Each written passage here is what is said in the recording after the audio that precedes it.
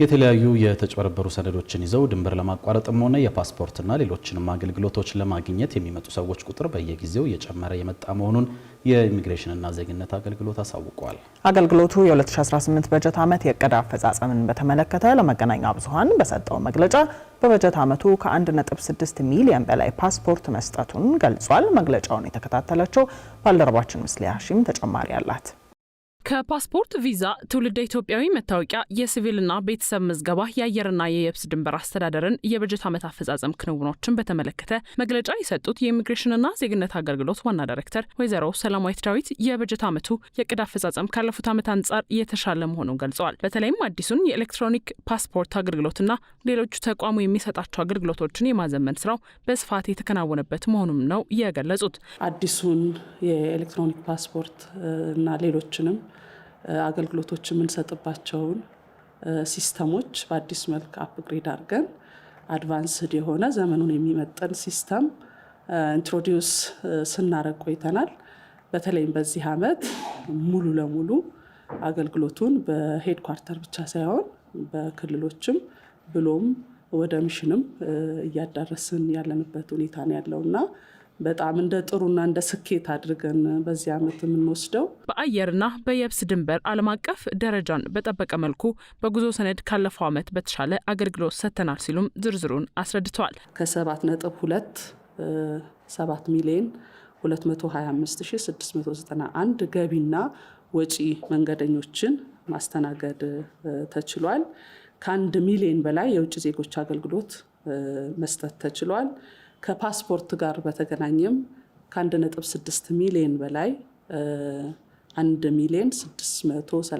1,633,104 ፓስፖርት አትመን ለዜጎች እንዲደርስ አድርገናል ማለት ነው። ከቪዛ አገልግሎት ጋር ተያይዞም ተቋሙ በበጀት ዓመቱ ከ1 ሚሊዮን በላይ ቪዛ ለጠያቂዎች መስጠቱ የተገለጸ ሲሆን ከዚህም ባለፈ የትውልድ ኢትዮጵያውያን መታወቂያ ከ32,000 በላይ እንዲሁም ጊዜያዊና ቋሚ የመኖሪያ ፍቃድ ደግሞ ከ21,000 በላይ ለሚሆኑ አገልግሎት ተጠቃሚዎች በመስጠት የተሳካ የዕቅድ አፈጻጸም ማስመዝገብ መቻሉ ተጠቅሷል። ተቋሙ ከፓስፖርት ቪዛ፣ ትውልድ ኢትዮጵያዊ መታወቂያን ጨምሮ ሌሎች አገልግሎቶች በአጠቃላይ ከ42.7 ቢሊዮን ብር በላይ ገቢ በመሰብሰብ ስኬታማ ስራ መስራቱ ነው ዋና ዳይሬክተሯ የገለጹት።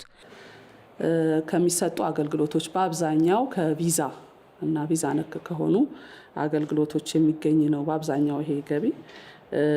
አጠቃላይ ግን አገልግሎቶቻችን በዋጋ የተተመኑ ስለሆነ በዚህ መሰረት በ2018 በጀት ዓመት 42.7 ቢሊዮን ብር ተሰብስቧል። ከዚህም ውስጥ 5.4 ቢሊዮኑ በውጪ ያሉ ተገልጋዮች የተገለገሉበት የአገልግሎት ዋጋ ነው ማለት ነው። ተቋሙ በበጀት ዓመቱ ህገወጥነትን ከመከላከል አንጻር ባደረገው የድንበር የቁጥጥር ስራ ከ55,000 በላይ የውጭና የሀገር ውስጥ ዜጋዎች በህገወጥ መንገድ ሊወጡና ሊገቡ ሲሉ በቁጥጥር ስር ውለው ህጋዊ እርምጃ ተወስዶባቸዋል ነው ያሉት ዋና ዳይሬክተሯ። እንዲሁም ከፓስፖርት አገልግሎት ጋር በተገናኘ 433 የውጭ ዜጎችና 4,450 ኢትዮጵያውያን በሐሰተኛ ሰነድ የማጭበርበር ድርጊት ሲፈጽሙ ተይዘው ተጠያቂ እንዲሆኑ መደረጉን በመግለጫቸው አንስተዋል።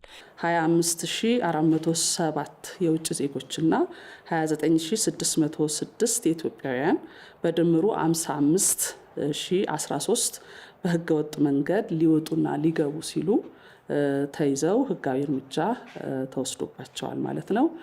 45,934 የውጭ ዜጎች ደግሞ እንደዚሁ ፕሮፐር የሆነ ምዝገባ እንዲመዘገቡ ተደርጎ ወደ ህጋዊ መስመር እንዲገቡ ተደርጓል ማለት ነው። ከዚህ ሌላ ከፓስፖርት አገልግሎት ጋር በተያያዘ 433 የውጭ ዜጎችና 4,450 ኢትዮጵያውያን በድምሩ 4,883 ግለሰቦች በህገወጥ መንገድ አገልግሎት ለማግኘት በተጭበረበረ ሰነድ ማለት ነው ይዘው ሲንቀሳቀሱ ተይዘው አስፈላጊው የህግ እርምጃ የተወሰደ መሆኑ የተለያዩ የተጭበረበሩ ሰነዶችን ይዞ ድንበር ለማቋረጥም ሆነ የፓስፖርትና ሌሎችንም ጉዞ ዶክመንት አገልግሎቶች ለማግኘት የሚመጡ ሰዎች ቁጥር በየጊዜው እየጨመረ የመጣ መሆኑን የገለጹት ዋና ዳይሬክተሯ ሰዎች በአግባቡ ከሚመለከታቸው ተቋማት ብቻ ማስረጃዎቻቸውን በመውሰድ እነዚህን ይዞ ለሚፈልጉት አገልግሎት ጥያቄ ማቅረብ እንደሚኖርባቸው አሳስበዋል።